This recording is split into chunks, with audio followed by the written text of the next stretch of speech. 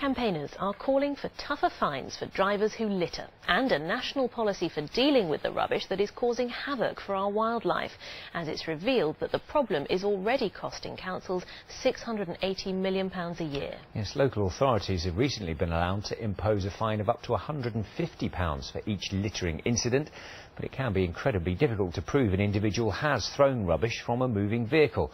Our environment correspondent has been looking at two of our worst hotspots for the latest in our War on Rubbish series.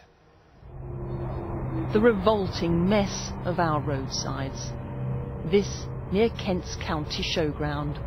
It's an unattractive show. Litter is a familiar sight now along our verges, but there are hotspots, and this is one of them, the A249. Campaigner Sue Sills has had enough. This is happening up and down our roads, all over, certainly all over Kent.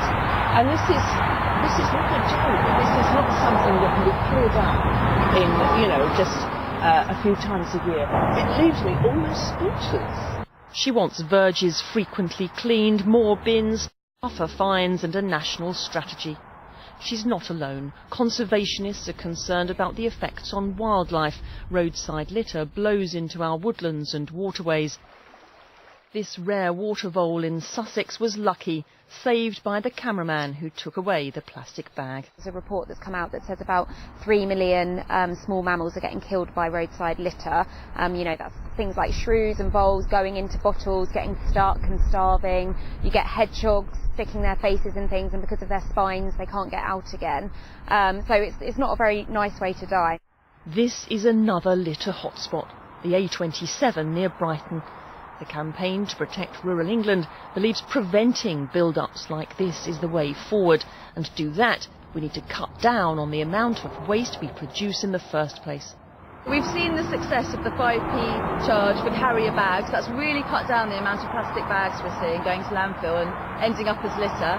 And we're really glad the government is introducing a deposit return scheme for plastic and glass bottles. And we think that there should be more of these measures in place to tackle waste at source. Local councils are now allowed to fine people up to £150 if they're caught littering the road. Campaigners, though, are sceptical as to whether it will make any difference. Well, Yvette is by the A21 for us now, near Lye. Yvette, what have the authorities got to say on this issue tonight? Well, it's good news for the A249. Maidstone Council says it's begun a clean-up as part of a rolling programme of work. And Brighton and Hove Council says it's due to schedule a clean-up of the A27.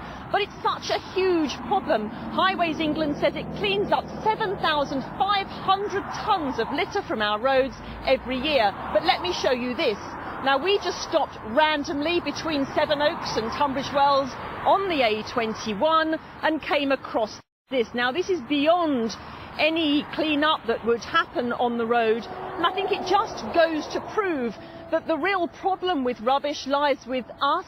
We need to clear up what we leave behind, and we need to make less of it to start with. OK, Yvette, thank you.